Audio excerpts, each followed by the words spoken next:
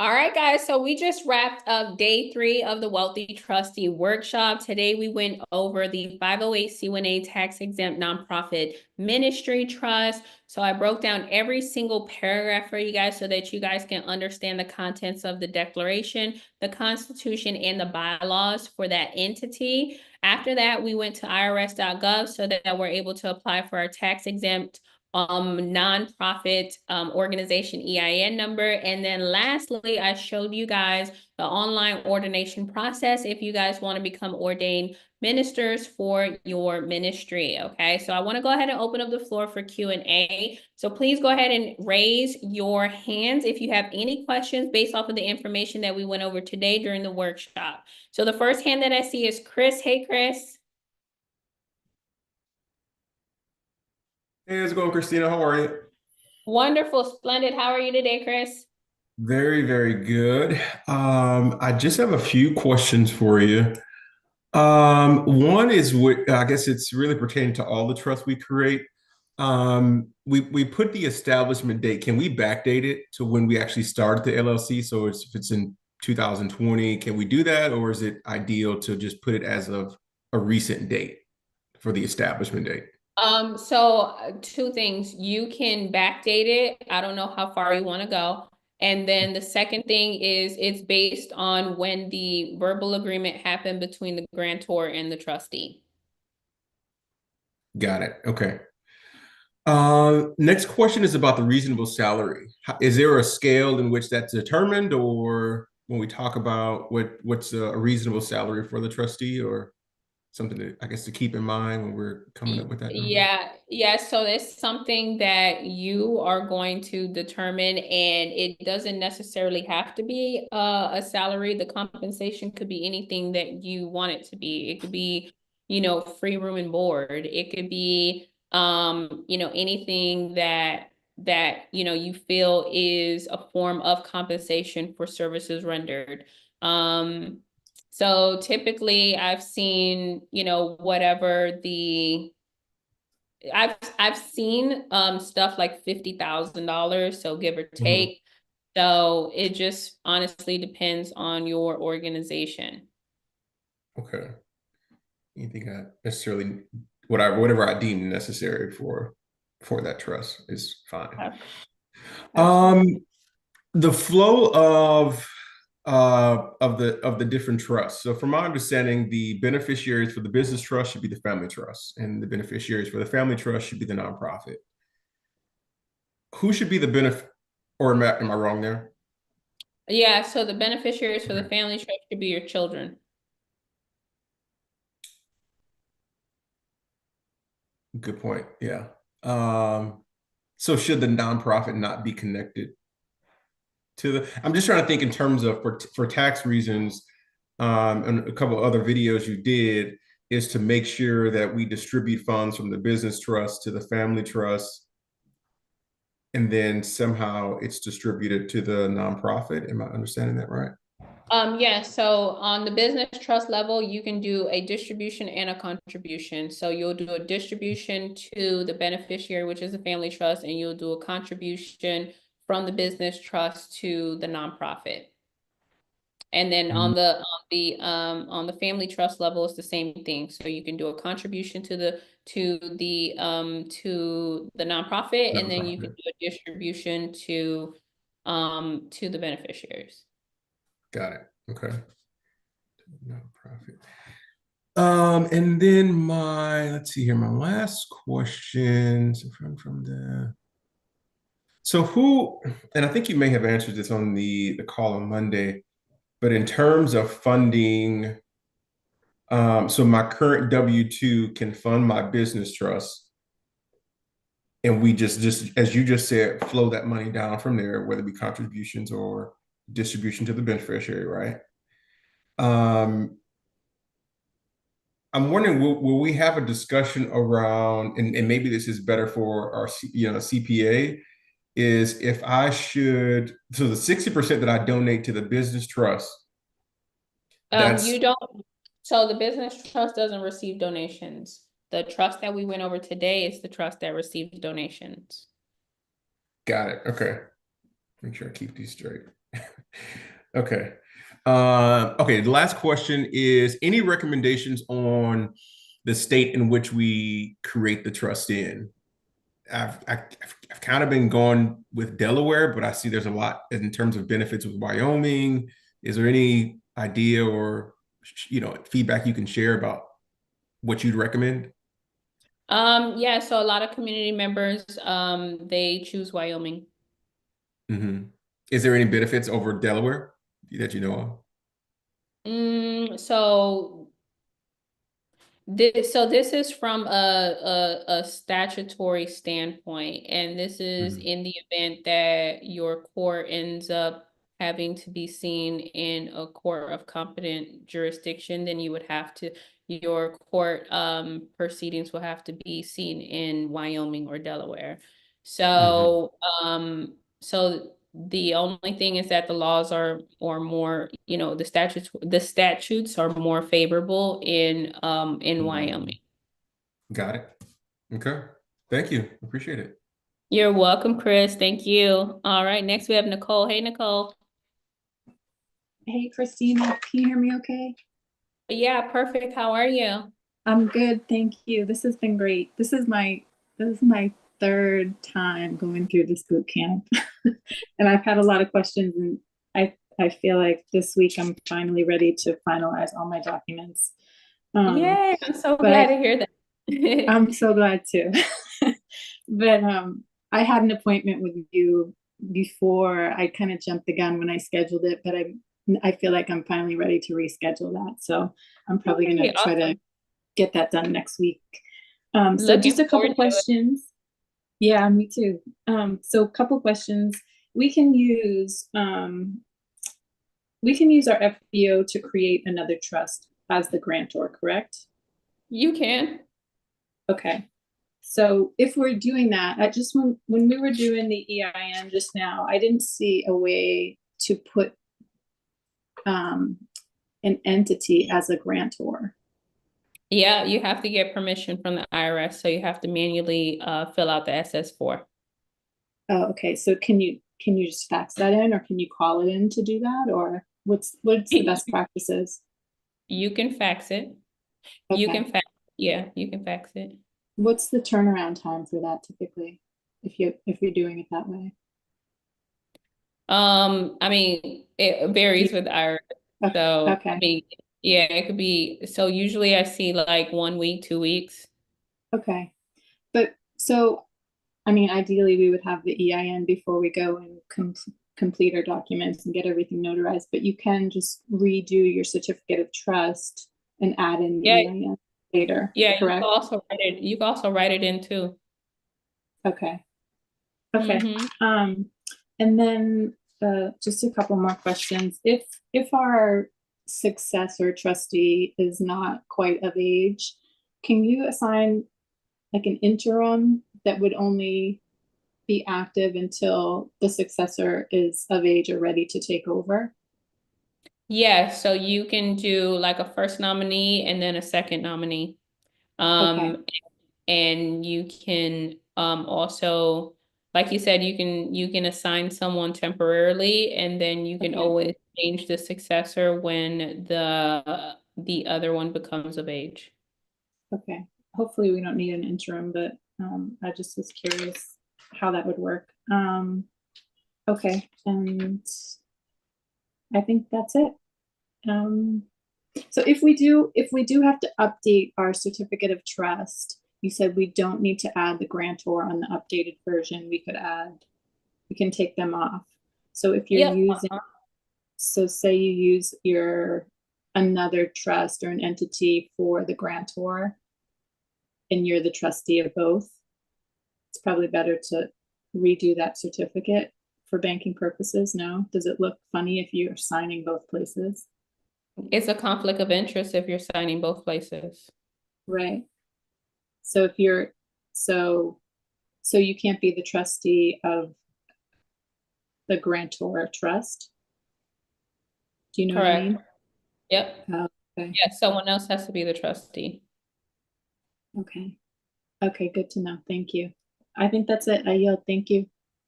All right, Nicole, thank you. Next we have Andres. Hi, Andres.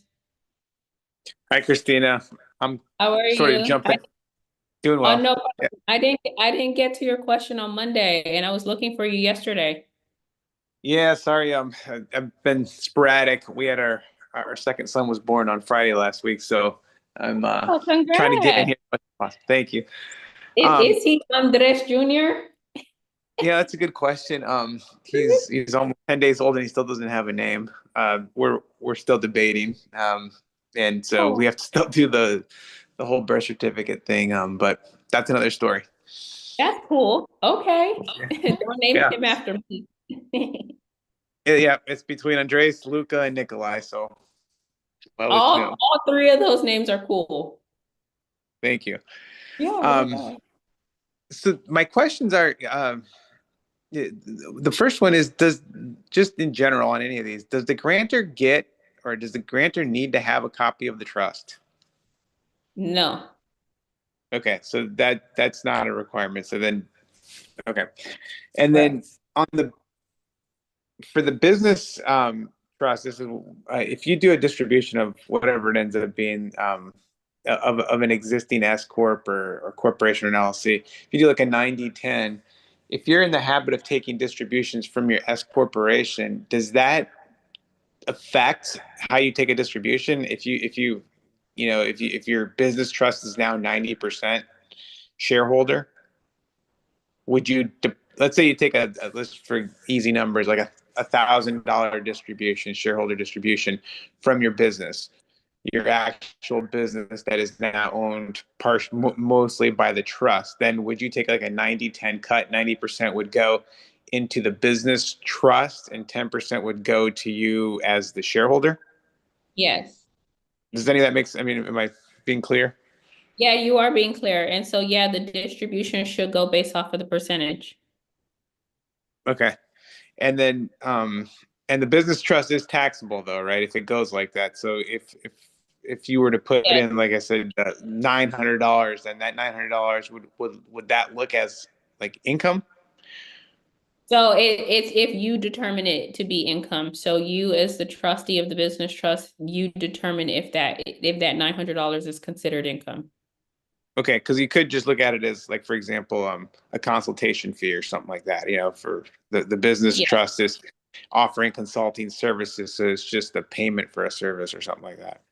Yes. Okay. Uh, last one is on distributions to beneficiaries. Um, can you put yourself as the beneficiary in each one of these trusts? I mean, I know you can, but I mean, you had said, is there any downside to that on any of them? No, there isn't. So you can be the beneficiary on all of the trusts, and there's no downside as long as you have other beneficiaries, you're going to be in compliance. Okay. And then do you recommend having your wife as a trustee on all of these or not? Or husband or whoever your significant other is? So it just depends on the situation. So I've seen people list their spouse as beneficiaries versus trustees. And then I've also seen where married people will have their own separate trust and then one trust that's joint for endeavors that they do together. Okay. Um, I'm almost done here. I had a list of, and then I did one of the master classes, and it was with for private lending.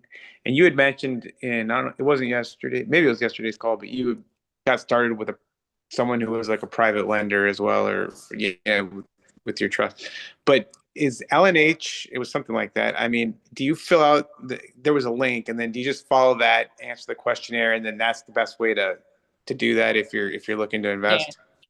Yes, uh-huh. And So that's our private money lender is L&H Capital. They're based in Dallas. Okay. And that you don't necessarily need tax returns. They'll do it with like bank statements or something like that. Correct. Yeah. They do DSCRs, they do private money, hard money, they do it all. Okay. And then lastly, if we want, to get in touch with you is the best way just through the email address or the text if we want to, because you had some other offerings and I was waffling, but I want to get these trusts started, but I probably want to do some more consultation with it. So to reach you for the additional services, is it best by email or text or how? Yeah, my email changed, so it's Christina@sevenwaystowealth.com. So I'm gonna put in the chat and it goes straight to me. So just send me an email and I'll email you right back. Okay. Yeah, if you would do that, I appreciate it. Oh, Yeah, go ahead. I'm putting it in the chat right now. I just Okay. got this. I put it in all caps. I'm sorry. I just got this email. Let me see, Christina. Yeah, I just got this email a month ago, so I'm fancy, guys. My name is now in the front, like. That was it for me. I yield. Thank you. Thank you so much. Thanks, Andres. Thanks. Congratulations on a baby. Oh, I'm getting baby fever now. I want to touch a new Thank you. baby. Thank you. You're welcome. All right, next we have Cedric. Hey, Cedric, how are you? Christina, how you doing? I'm good. I'm good. You didn't have a new baby either, right? You don't have no new kids over there? New kids on No, the I block? can't do the new babies right now. My, Okay. my baby 14, you know? But Christina, awesome job as usual. I can't wait till Thank you. I'm as smooth as you are with your trust game, you know? Oh yeah, I know. I'm sick with it. I'm telling you, I'm traveling the world with my trust. So let's go. It's time to That's what I'm talking about. That's what I'm it's talking about. time. Yeah, it's time to leave the US and time to, invest globally. Right. I love it. I love it. So I got a couple of questions here. My first Yes, one sir. is, we talked about on Monday about the transitioning of the grantor and the revocable trust being turned into an irrevocable trust. If Mhm. that happens, is there something I need to do in order to display that? And okay, but like I'm getting lost with the question. In order to display Oh, what? okay. Like, because I remember you said that you have a revocable, but you want to establish an irrevocable, right? Correct. And Yeah. you said So, the grantor so, dies. yeah, Oh, go ahead.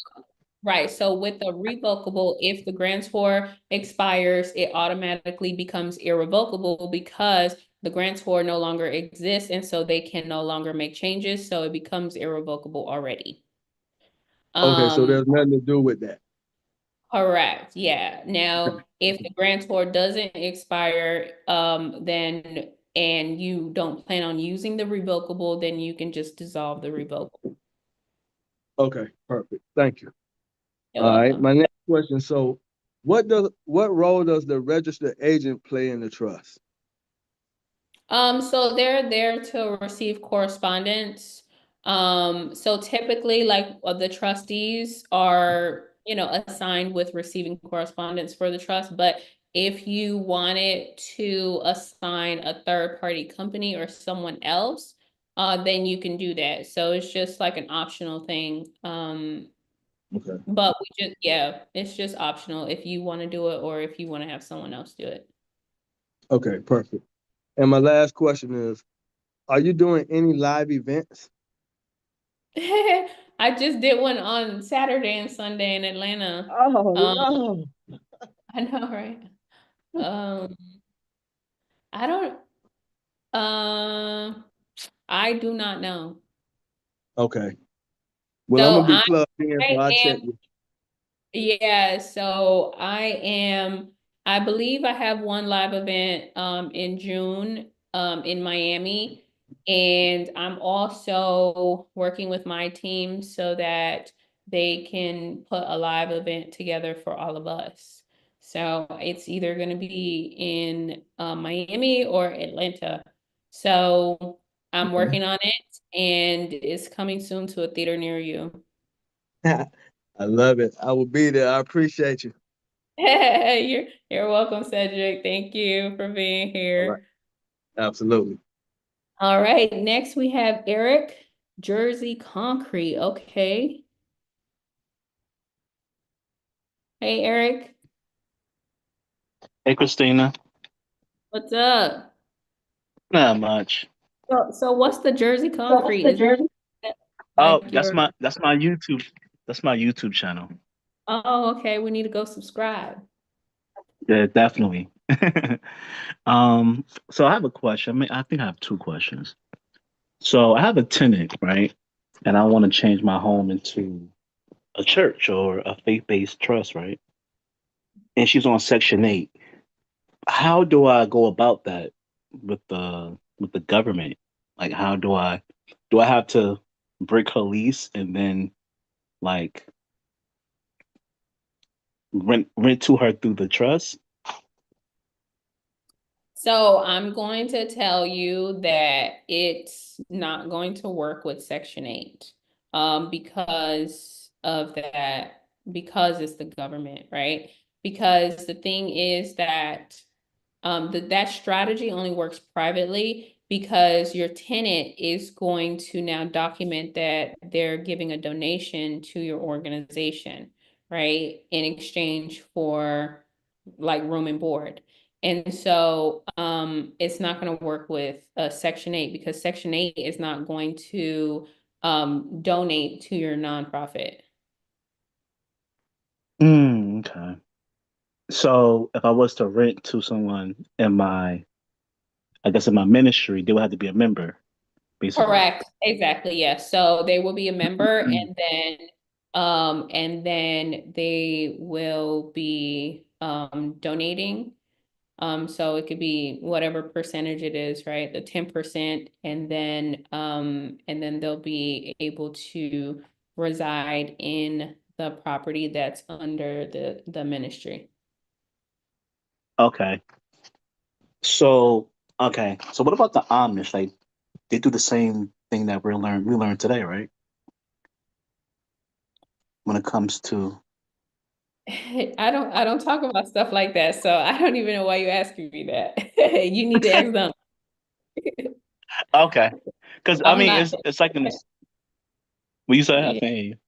No, I'm like I'm not connected. I don't know. Oh, okay. All right, just curious. So with the YouTube channel, right?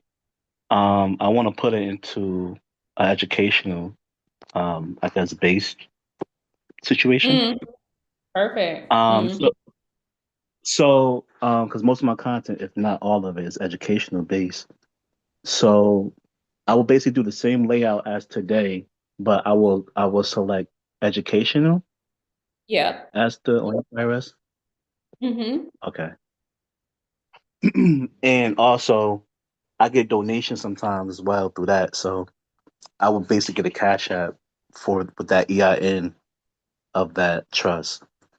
Yeah, you put it in your descriptions and your channel bio and all that stuff. Absolutely. And just make sure that you fill out the W-9 with Google, under the 508. Okay. I think that's it. Thank you, Christina. All right, you're welcome, Eric. Thank you for Thank you, being here. All of right, course. next we have MacArthur. How are you? I am doing great. Thanks. And thanks again, Christina, for, expanding our minds beyond imagination. I know, right? Well, Yeah. welcome to the ride. It's the Magic School Bus. All right. Well, I'm in. I'm ready to make this happen. So yeah, this faith-based organization, um, trust is, yeah, definitely, challenging my thoughts on, how this is operating. Um, so one of the things I was wondering is how many members are required to be maintained within this organization? So it's inside of the trust constitution that there should be anywhere between 3 to 5 members. Okay. Um, like the So, scenario that so, so my question to you is, are you referring to board of director members? not board of directors, the membership part of the The organization. memberships? Oh, okay. So, there's no set number, there's no minimum, there's no maximum. Okay. So like in the scenario that Eric just mentioned, with those individuals that will be watching, those YouTube videos be considered a part of the membership? Could they? They can. So he would have to go to the extent of, including them as members, but yeah. Hmm. Okay. Um, can you give me an example of, a few examples of faith-based organizations as opposed to churches? I'm trying to wrap my mind around the differences between the two, if there are any. Oh, that's okay, no problem. I mean, it could be anything, right? So if you have a building and you're providing food to the homeless community, you are operating as a faith-based, or you're operating as a ministry, and you're providing support to the community. Okay. That's an As we, that's an example, right? It like all of the nonprofits, right? All of the charities, the Humane Society, right? All of these types of already existing organizations are perfect examples. okay. So really in those examples, the only difference is they are choosing to register with the state or federal government versus Yeah, we are yeah. getting the automatic exemption. Yeah, so they are public, and whatever donations they receive, they have to expend 80% of it. So 20% is used for administration and 80% of it is expended for the actual charity. And in this organization, you said it was just 60. Maybe I missed No, that. My phone was no. ringing. There, so with this organization, there are no requirements. It's private. Oh, okay. So I guess that really leads into my next question. Can you explain really, why the FBO is important, to us in the structure that you've been walking us through this week?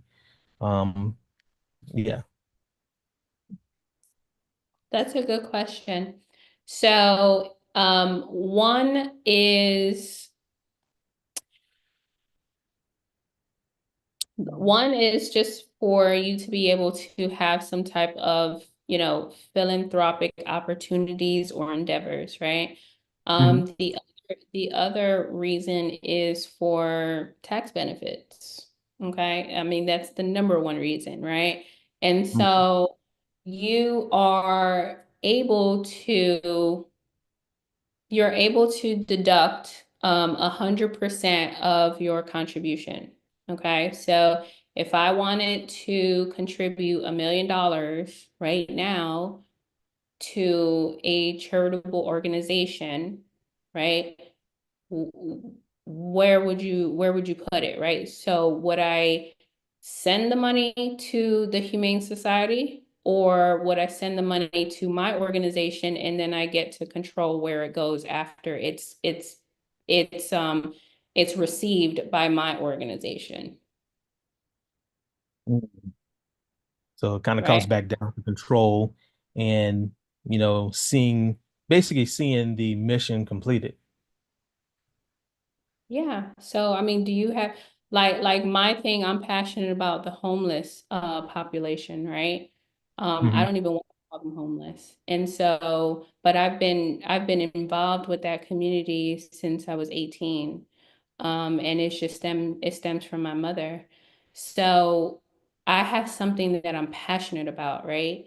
And Hmm. so if I have $1 million that I want to write off, why not do it within my philanthropic endeavors that I'm passionate about versus putting it somewhere else that I don't even know if they're running that nonprofit the right way? Yeah, that definitely makes sense. Um, so going back to the purpose of the faith-based organization, um, as we create this organization and you start with that that passion that you have to, help people.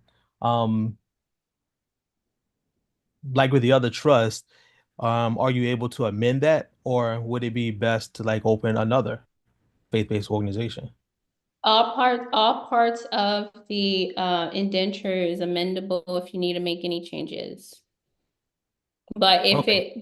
if your endeavor has nothing to do with the purpose and intent, then you might want to create a new one that has a different purpose and intent. Okay. So really, you really have all control to manage it as you see fit then. Of course. Okay. Well, it's starting to, things are starting to clear up. So I'm just continue to ask questions, but I really appreciate you as being a resource. This has been really helpful. Thank you. You're welcome. Thank you. Next, we have Jen Burnett, the infamous. That's my girl. What's up, Jen? Jen, you're on mute. Come on now. Don't make me look bad on here. Can you hear me, Christina? Yeah, I see you're in San Francisco. How'd you get way over there?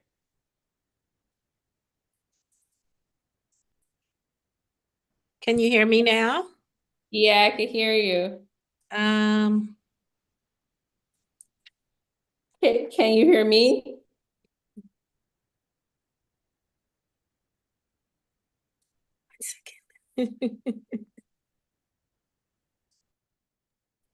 there we go. Can you hear me now? Yeah, I can hear you, but you jumped off of the camera. I can't see you anymore, but it's okay. I got a glimpse of it. There we go. I can hear you. Can you hear me now? Yeah, perfect. Ah, perfect. Okay, so thank you for responding to my text. I just want to confirm, so I do not need to go back to the IRS to update the virtual mailbox addresses? Oh, with I this? didn't say that. No, you didn't, and that's why I just want to double check because they're Oh, understanding. okay. Oh, yes, yes, yes. So if you're changing the address for your trust, you do need to update the IRS. So what you would do is would fill out the 8822B. So are you familiar with that form? You remember me talking about it? I remember you talking about it, but in terms of the numbers, I didn't know that. So I'm jotting this down, Okay. 8820B, I because will I show. thought so. Yeah, yeah. So can you see my screen? Yes. Yeah. All right, so do you see where it says change of address? Uh-huh. Okay, so you see number one, you're gonna click on number one, Mm-hmm. and then you're gonna go ahead and put the name of the trust. You're gonna put the old address, the new address, and then you'll sign as the trustee and date it and send it off. Okay. Okay. That's what I thought. I was like, oh, she didn't say anything about the IRS, but it just makes sense that it would have to change because they're under the understanding of the old one. Right. Yep. Okay. So 8820. And since it's for the three trusts and they were all under the one New Jersey registered agent virtual address, I'll need to do that form 3 times. Yeah, you got 3 separate entities, so Okay. absolutely. Are you changing all 3 addresses or just 2? That's what I'm going to decide right now. Their understanding is just the family trust is with them. But when I signed Oh, up, the understanding was all 3. But so, I got it. yeah, so apparently they weren't clear. There was a breakdown in communication, and I just found this out when I called to try and send some documentation into them. And that's another thing I was going to ask you. They said, well, we only see the one trust. And I says, well, no, there should be 3. So they really pushed back on that. I was like, wow, I put all 3 into your website, but they only captured the first one and never Got it. said anything for almost a whole year. So the year Man. is coming up. Yeah, for a whole year. And so I asked them, I said, well, I'd like to send something into the virtual mailbox. And I was going to send virtual copies of the trusts that are executed. And they says, we can't accept that. I was shocked.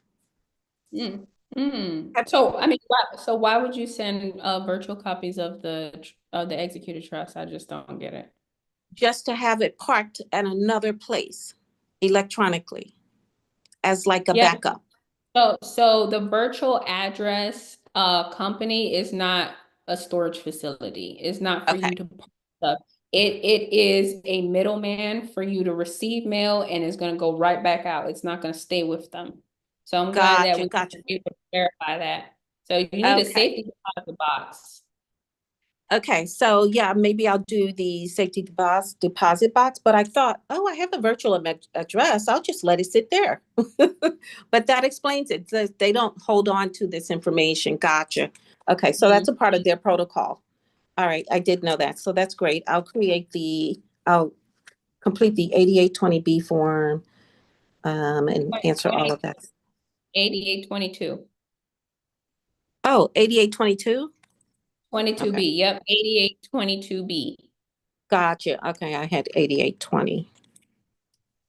All right, thank you. And then the other things you were clear about, which is have the board meeting, go in and update the certificate of trust.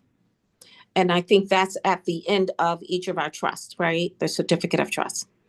Yeah, and because it's the second version, you only need the trustee. You don't need the grantor to execute it. So the grantor doesn't have to execute anything else. So Yeah. now moving forward, it's the trustee. Right. And when I saw that, I said, okay, that's great. I don't have to come back to you to have you to have you sign off on it or anything. I can sign off on it and just add it to the documents going forward. Absolutely. Right? Yep. Okay. Awesome. Awesome. So now I have to go through the painstaking task of finding another virtual mailbox company, which is what I did in the very beginning. Do you have any recommendations besides the obvious ones that you gave us, like you always give? I tried them, but a couple of them didn't work for me. Do you have any new? No, I just said Google. Okay, Just that's what. Yeah, that's what I did in the very beginning. Like I tried the ones that you gave, you suggested that you use all the time, but they didn't work with my bank. And so, all right, I will be on the journey of looking for a new one. All And- right, sounds good. Nice seeing Okay. your beautiful face, Jen. All right, yeah, I just jumped off another meeting I was conducting and I was like, oh, good, they're still on. I can get my questions in. All right, Yes. thank you, Christina. I appreciate it. You're welcome. You're welcome. Okay. Bye. Bye. All right. Next, we have Jen Lopez. Hey, Jen, how are you? Hi, Christina. How are you? I see we're in outer space. Indeed, that's where we like to be. Right. I like that. Lovely to see you. Lovely to see you as Yes, always. nice seeing you too. So question, I have my binder, all of my original documents. Super excited, got everything done last couple days. And Congratulations. thank you, thank you, thank you. It's been a year of getting all three together. Thanks to you. I should have asked this before last month on the workshop. As far as the copies go, you recommend 2 physical copies, one that you keep with you, one that you keep in a separate place, and then a digital copy as well on an external drive, right? Correct. Yep. The original copies, is it like just a physical copy of the original with the notary, or are you talking 2 separate originals with the original notary? Does that make sense, what I'm saying? Mm-hmm. Yeah, so if you're able to execute 2 originals, that would be great. So I always tell people that you have to plan for the future. So you don't want to be in that position to where you only have 1 copy and then it's destroyed and then your trust is inoperable because you don't have a trust anymore because it was destroyed. So I would have 2 originals in 2 separate locations. So you can see how like Jen was saying, safety deposit box And so another one is what is how you physically have it on your binder. So that is the best option. And then, like you said, an electronic version. Got it. Okay. And then, as far as a trust can be the grantor for a trust, right? So any trust, it doesn't necessarily have to be an FBO. It could be the family trust is a grantor to establish a foreign international trust, for example. Is that correct? Yeah. Okay. So the grantor can be any entity. So the grantor can be a trust, an LLC, a corporation. Is it still a conflict of interest though, if it's my business and I'm the first trustee and I'm establishing an international trust and I'm the first trustee, right? Because it's still my signature on the same page. That's still a conflict of interest. Yeah. However, I can have a different member of the LLC or the business trust sign to then establish myself as the first trustee. Okay, got it. So Yeah. the goal is to have a different person Yes. sign. Okay, okay, got it. And then I was considering being a notary, but that's still a conflict of interest, right? Because I'm notarizing my Yeah, own you- document. It has to Right. Yeah, notaries are not allowed to notarize their own document. Okay, I tried, but then I realized I I looked at know. the like that's not. Right. But I still might do because there's still, it's a good, como se dice, skill set to have. Yeah, Um, of course. Okay, and then you and I'm trying to remember. I don't remember if it was Eric or if it was MacArthur who mentioned it, but you mentioned a requirement of a minimum 3 to 5 members for the FBO. What did you mean by that? So the board of directors are the individuals that you're going to appoint as the executive body for the FBO. And so inside of the Constitution, it says that the range should be 3 to 5 people that you appoint in the board of directors. And so those could be secretary, treasurers, they could be like field directors, chairmen. So those are the potential positions that you can put for those board of director members. Got it, and that's separate from board of trustees. Okay. Yeah. Mm-hmm. But board of trustee seats can fill board of director seats, yes? Yeah, they're separate entities, and yes, you can use the same individuals. Excellent, okay. And then, oh, I had one more thing and I didn't write it down. What was it? Oh, the updates to the trust of certificate. I'm sorry, it left me. I don't know what the question was and I didn't write it down. If it comes back to me, I'll ask later. Okay, cool. Sounds good, Jen. Thank you. Thanks, Dina. Nice seeing you, Jen. Likewise, appreciate you. Yes, appreciate you too. All right, next we have Ronald. Hey, Ronald, how are you? Great. How about yourself? I'm great. I'm doing awesome. Nice to see you again. Yeah. Now, this is my question.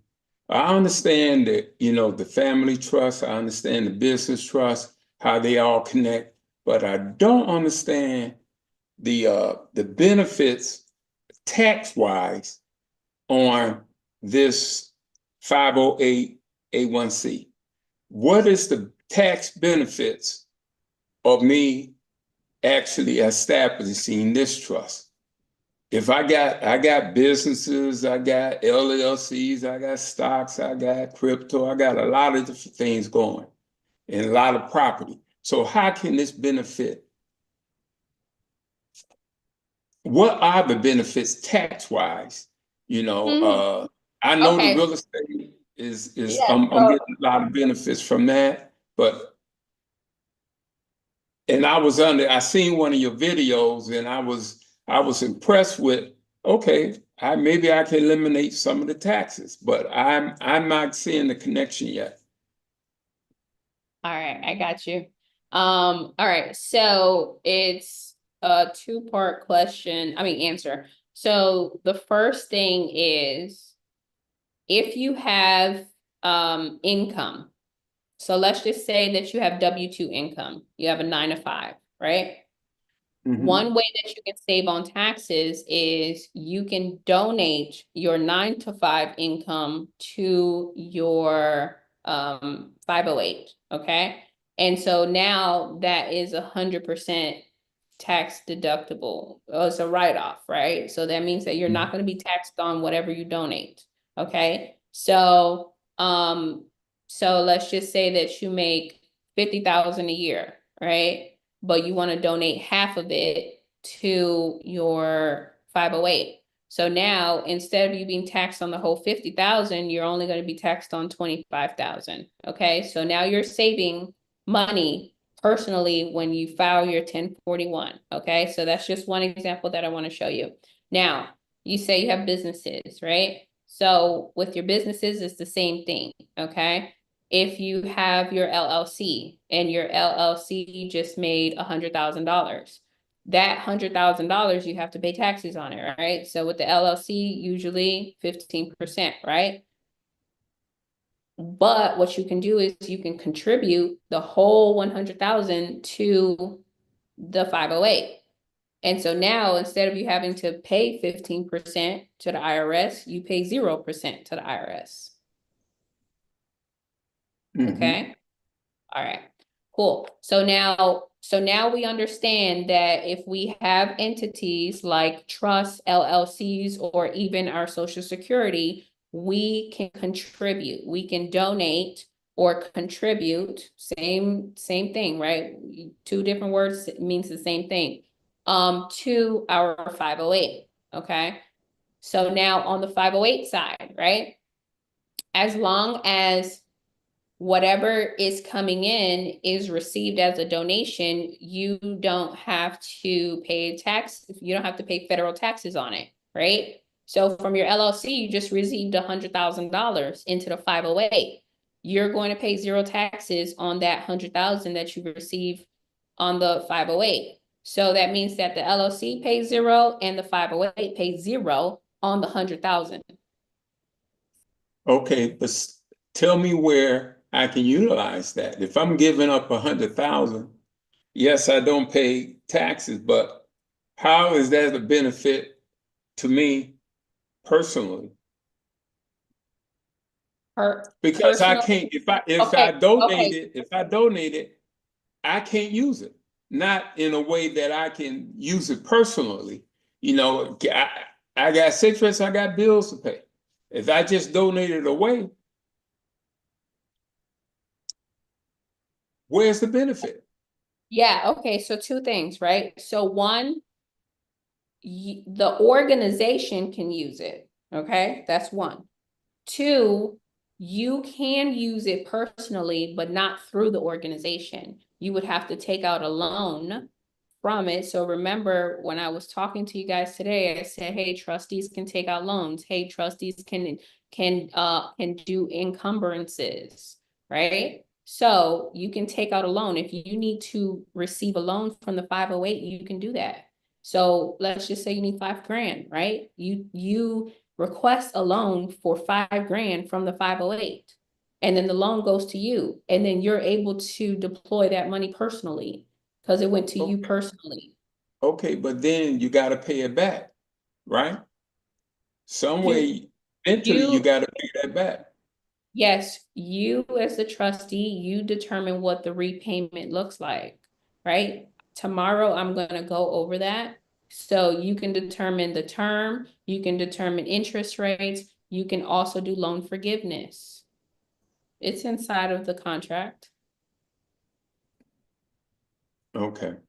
Now you're saying it's out of the trust contract that we set up.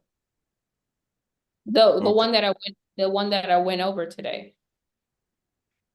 So Okay. like everything that I'm telling you about the loans and stuff, about the like the securities, the interest, the terms, the conditions, all of that is inside of the trustee powers inside of the contract. Yeah. See, I understand taking out loans against real estate and you don't have to pay it back or crypto. I understand that. But I'm trying to understand how this 501(a), I was under the impression, which you cleared up, that it's only federal dollars that you can only write off. It ain't property taxes. You still got to pay property taxes and stuff like that. So So you're automatically exempt from federal income taxes. You can qualify to be exempt from other types of taxes. Those other types of taxes are sales taxes, are property taxes, are income taxes from the state. So there's other forms of taxes, but you have to do an application with those government entities. You don't have to do an application for exemption with the IRS. okay. So you're gonna go over that tomorrow? That part, Which which part? the part you just explained. You say there's property taxes, there's exemption, but you got to apply for different county taxes. So our time here is limited. So what I'm explaining to you is actually inside of the online portal. We have hours and hours and hours and hours and hours and hours and hours of training. But we're only meeting 3 to 4 hours a day. So tomorrow I have a guest educator who's coming in. So we're not going to be talking about sales exemption and all that other stuff. So let me show you where you can find the video training. So you're gonna have to actually look at the video training because I'm not gonna cover it live. We don't have the time, okay? Okay. Okay, 1 second. Give me a moment and I'll show you exactly where to find it, okay?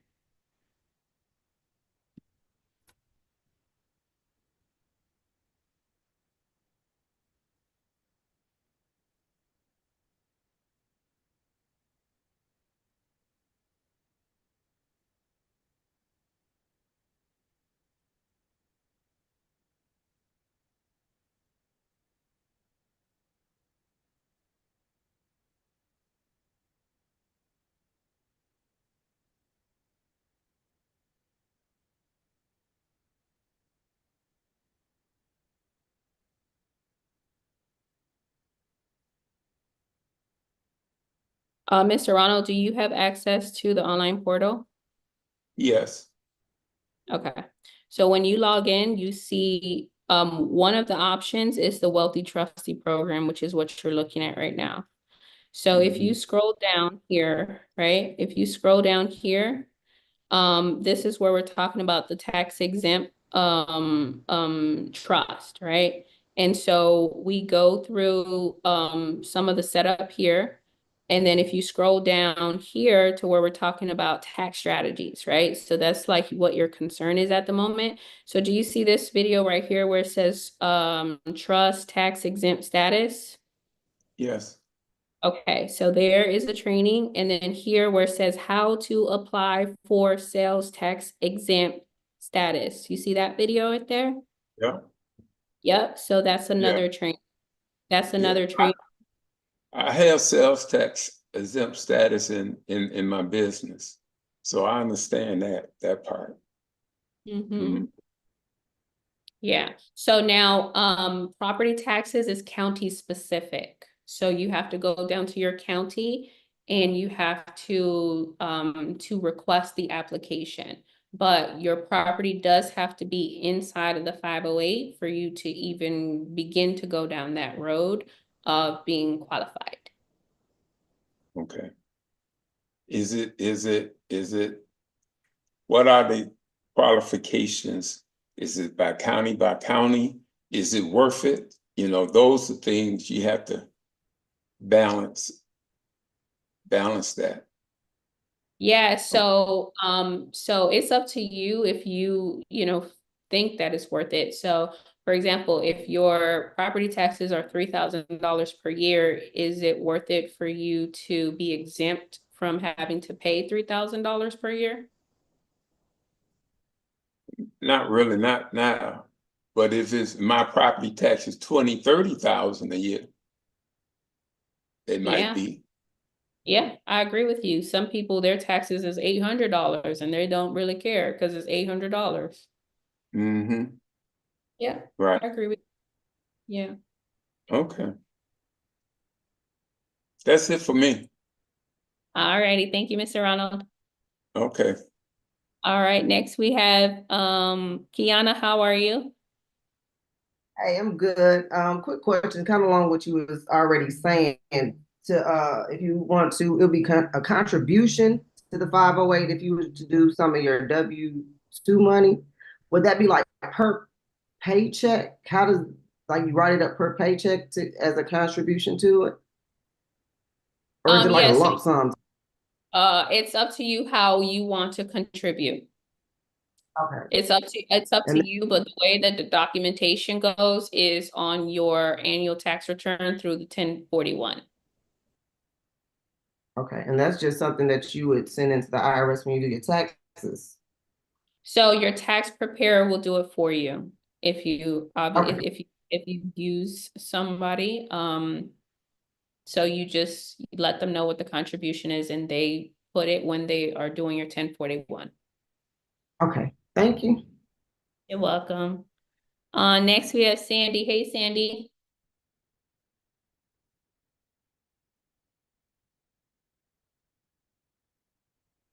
Sandy, you're on mute. I cannot hear you, my dear. Oh, thank you so much for such great try. Hey. Hey, Hey. can you hear me now? Yeah, perfectly. Okay, great, great, great. I had two questions. With all of these different trusts, I know you're saying that we should get virtual addresses. Do we need a virtual address for each trust that we create, or Yeah, it depends on how you operate it. So if it's private where you're not building credit, where it's not listed on the Secretary of State, then you can use the same address for the private ones. But if you are having one that's listed on the Secretary of State, or it is building credit, or it has some type of, public facing profile, then you want to use a separate address for that one. Okay. All right. And my second question is, like the other young man stated, if you have a property, I have a property that's in revocable trust, but I'm renting it out through Section 8 through my LLC. If I'm ready to sell it now and I wanted to put it in a 508, can I start a business trust, rent it through the business trust, and then donate the property to the 508? Can I do that? You can. Even though I have Section 8 tenants in there? But you mentioned something about the government with Section 8. Yeah, so what I was saying was that Section 8 is not going to issue you that rental payment as a donation. Oh, no, okay. It would be income. It'll be income. And you would still have to file if it's more than $5,000 annually, you would still have to file. Okay, so what I can do is get a business trust and have the income to go to the business trust, maybe? That's what I can do? Mm-hmm. Yeah. And then from the business trust, you can contribute it and write it all off. Right, because we're looking at selling it real soon, and I'm trying to reduce taxes. Because I know if we sell it now as is, we're going to pay quite a bit of taxes. Right? So I'm trying our taxes and trying to see how we need to do this to reduce the taxes, to help with taxes. Like you were saying, we get 100% tax deduction. So I'm trying to get to that point. Yeah. Yeah, Okay. I'm gonna put the link to our CPA if you guys want to reach out to the team so that they'll be able to navigate and help you guys through these different scenarios. Yes, I will need help with that because everything's going to change if I make those changes. So yes, I will have to have help with that. Yeah, Thank you're welcome. So I'm gonna put the link in the chat. Next we have Jen. Hey Jen. Hey, Christina. My grand tour is outside of the community. And you had mentioned before that they can join on the days that you walk through the EIN process. I believe is tomorrow. Is that right? Yes. Okay. Okay, so I can have him join tomorrow. And he can kind of just walk through the process and understand ultimately how he's the responsible party. And it just gives him additional comfort. Like we've already gone through the process and I have to submit the 882-2B because I did it wrong initially. So I do have to update the responsible party with his information. But I did want him to join just so he had that comfort level of how the process works and how it initially should have been done. Does that make sense? Yeah, it perfectly does. Yeah, absolutely. Yeah, he's welcome to join. Okay, awesome. Thank you. You're welcome. Thanks, Jen. All right, next we have Nick. Okay, hey, can you hear me? Yeah, perfect. How are you? Okay, I'm good. I'm good. How you doing? Great, great, great. Thanks for asking. So one to go back, partially something Ronald Jones had mentioned about the when he said something about you said you donate the money to the 508. And I just make sure I understand it right. If you're the minister of your 508, you can pay your bills from the 508, right? Like you're like you get what I'm saying? Yeah, if you have that as the compensation, yes. So you have Okay. to document what the compensation for services rendered. Yes. Okay, okay, cool. And then the other thing was uh if you have the virtual addresses, right? You talked about building credit. I saw places that were saying like a lot of times those virtual addresses aren't good for credit, like as far as applying for credit and stuff with banks. So like I guess they know, or I'm not sure. Yeah, so some of them, right? Some of those companies the company we use is perfectly fine because it actually gives you a real commercial location versus some of those other ads. So we use iPostal One, which has Okay. really good addresses compared Okay. to you have Opus, you have Regis, you have what's the other one? I can't even remember. And so those other companies, they give you kind of like fictitious addresses, right? They give you like addresses that have like random scaling numbers, like 8, 9 digit numbers and stuff like that. And so once a bank looks at it, they're like, yeah, this is, one of those ghost addresses. They call them all kinds of funny names, but like this is a ghost address. So no, we want an actual physical commercial address, not a ghost address. So it depends on the company. And so you pay for a quality address. So that's why, for example, with our company, iPostal One, they have 3 different tiers. And so if your intentions are to build business credit, then you want to go for the second tier, which is business, because they give you a legit commercial business address that you can use for your business. Okay, cool. Okay, yeah. Because I one of those you mentioned, Opus, I actually have that for a corporation, for one of them. And does it But work for you?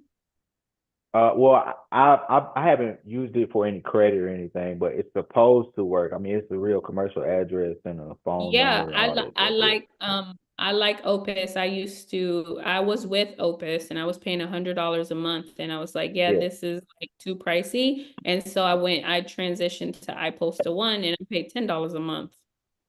Same if, exactly. same That's what I'm saying. cost. I'm paying that 100 I think it's like a 120 a month right now. So that's why I'm listening. Like, oh, if I can do that, then I don't want to use that anymore. But just to make sure I understand the first part. So it's like we got an LLC, right?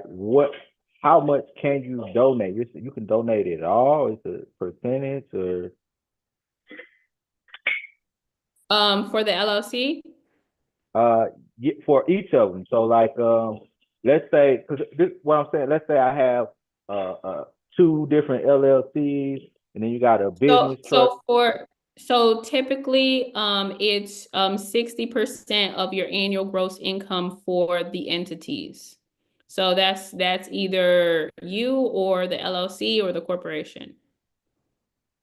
Okay, so is that the same with the business trust as well, or is that different?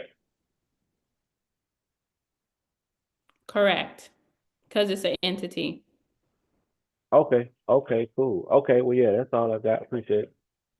All right, Nick. Next we have Chris. All righty, thanks. I appreciate it, Christine. I just have another question about, so now that we've set up all the three different trusts, I'm just trying to decide, I think some of us have the same question. I'm just trying to figure out how to implement this.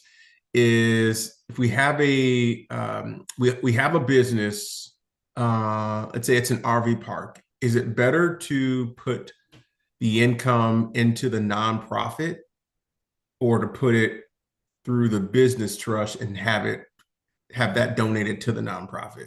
I'm just wondering, is there a better case scenario for this? Whether it be real estate, rental properties.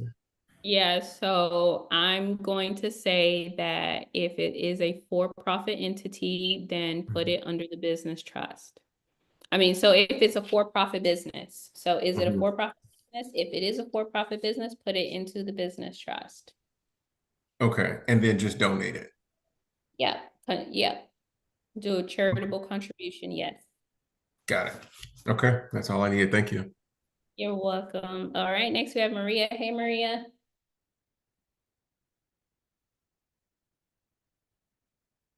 Maria, you're still on mute.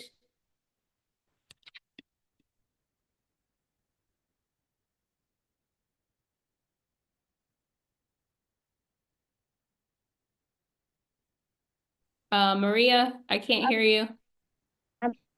I'm sorry. So my question is, I know that you did this on YouTube and one of your other platforms. Are you able to show us visually the tree on how you actually donate, like what you could donate to which entity? So I have a video training on it. So you have to go to the online portal and I will show you where to find it. Okay. One moment. Okay. I've seen it before. I recall seeing it before. Okay, so when you go here to where it says trust tax strategies and you go to business trust versus family trust versus 508c1a trust, that shows you how to move the money around between all three entities. Okay. And I know that you said in the past that it's okay for us to have multiple business trusts. How about the family trust and the faith-based organization? That's a good question. You can be the trustee of an unlimited amount of trust. So you yourself can set up an unlimited amount of trust. There's no limitations. Okay. But when we're donating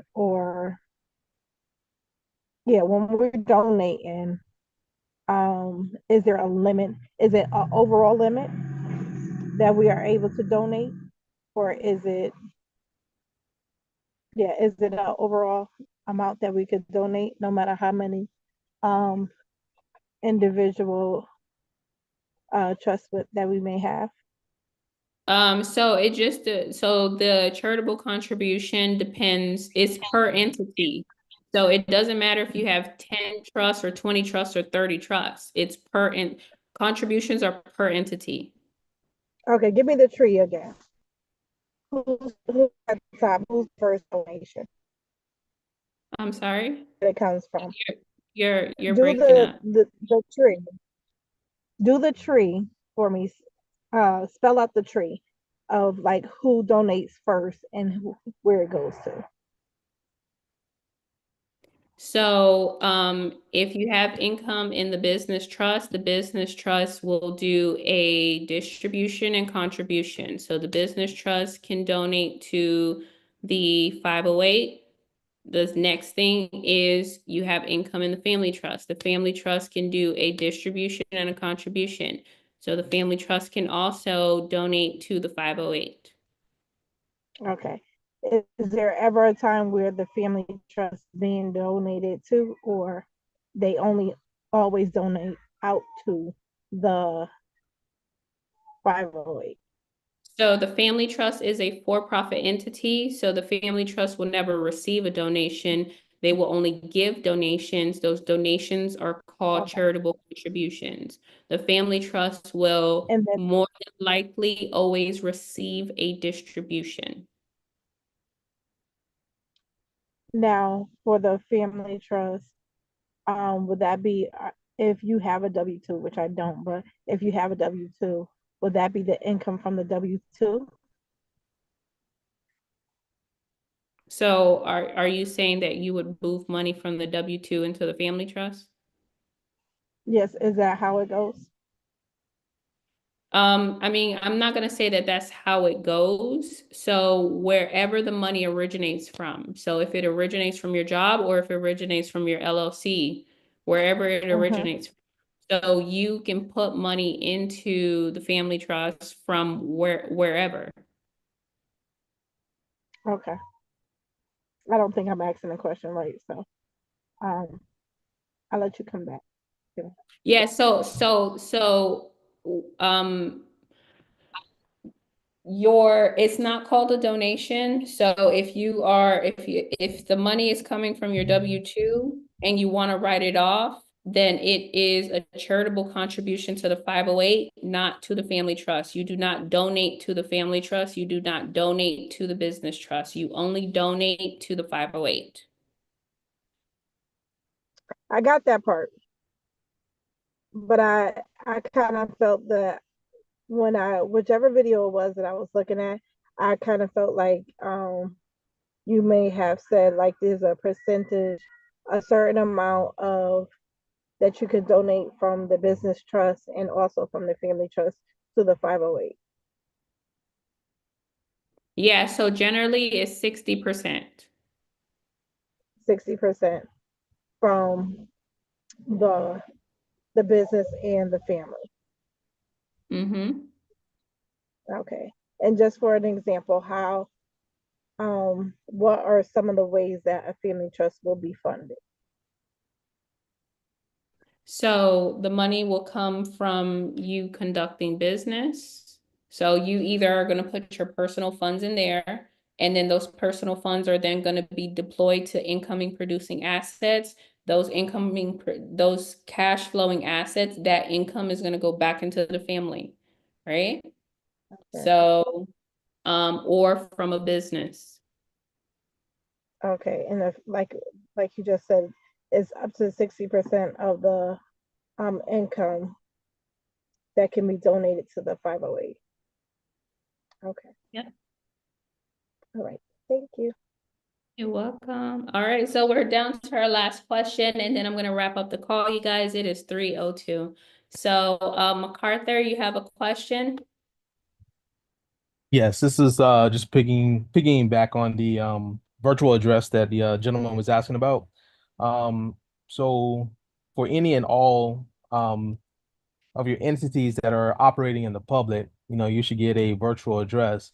But is there any reason that you would not want to use the same virtual address for each of those entities?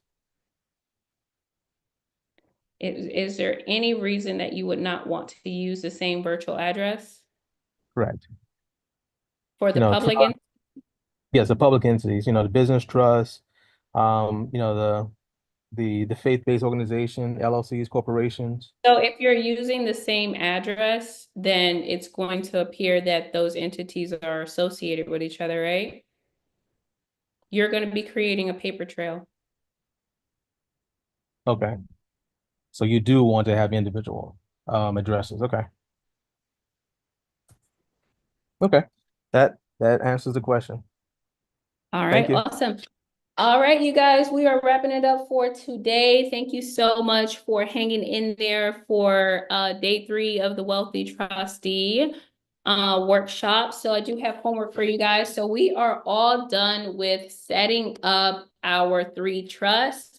So I want you guys to jump inside of the Telegram and also the Facebook community to let us know when you guys are going to finalize your trust, since we went through all 3. So when are you going to finalize it? When are you going to notarize it? We want to know, because we're here to hold you accountable. So me, the team, and your community members are here to assist and to hold you accountable. So let us know, are you going to do it this weekend? Are you going to do it next week? Are you going to do it next month? Right? And then another thing is that tomorrow we're going to apply for our EIN for our business trust. The responsible party is your grantor. So if you want to invite them so that they can look at what the online process looks like, we're going to do it in the first 10 minutes of the call. Because the responsible party is the grantor, their full name and their social security is required. So sometimes these individuals, they want to be comfortable with the process, or they want to see what the online process looks like. So you can invite them, and then if not, then just know that you will need their personal information if you want to follow along, okay? And then lastly, don't forget to work on the asset inventory list. We only got 2 more days left. So the asset inventory list, we're going to be using it on Friday when we are going to be reviewing transferring assets. Now, our schedule for tomorrow is we're going to meet here on Zoom at 11. You're going to receive an email 1 hour before with the Zoom link, the template, and the resources that you're going to need for tomorrow. Tomorrow, we're going to apply for the EIN for our business trust. We're going to go over banking procedures, how to conduct a board meeting, how to document a promissory note so that you're able to process loans for your trust. And then one of our educators is coming in to teach you about business credit and business funding, okay? So with that being said, thank you so much for being here and hanging on through the whole entire workshop day. So I will see you guys here tomorrow on Zoom, same space, same place. Have a nice day, you guys. Bye. Thank you. Bye. You're welcome.